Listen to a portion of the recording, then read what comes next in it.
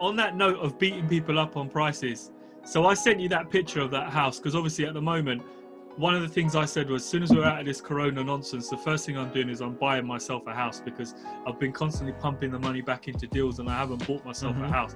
I know some gurus will tell you, no, you want to rent the house you live in, because that's the wrong move to do if you're buying it. But some of the stuff that I sent you the other day, I sent you a picture of a lovely house. We looked at it last year and it was way over £1 million.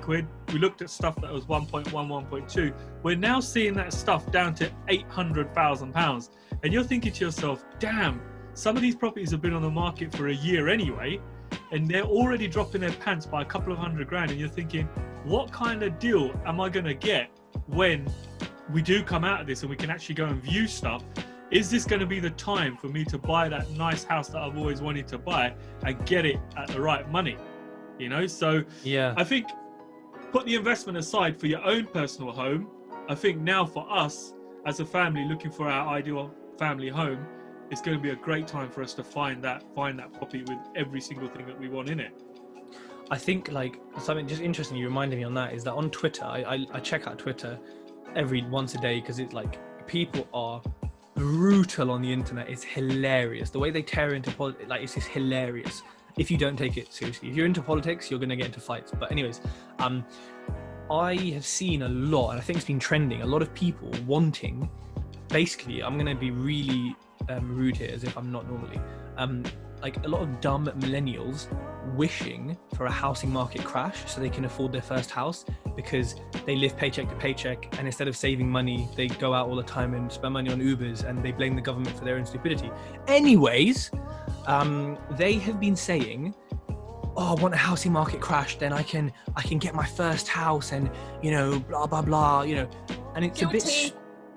Oh, Ruby, kick her out the chat.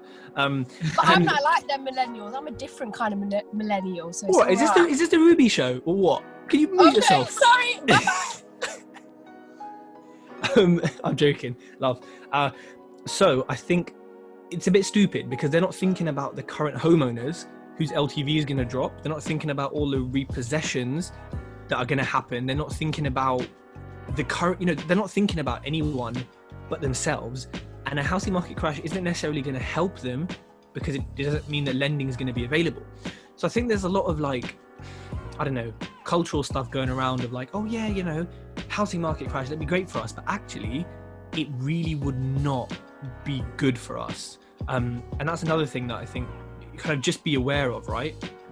Like, people are, wishing for the wrong things. And we as investors should know better that that's not what we want. What we want is to be able to help vendors out with their situation should they get into them, but not to wish for them to be in that situation, because your own parents, your own family, you could be in that situation if that happens, right? So it's something to be wary of.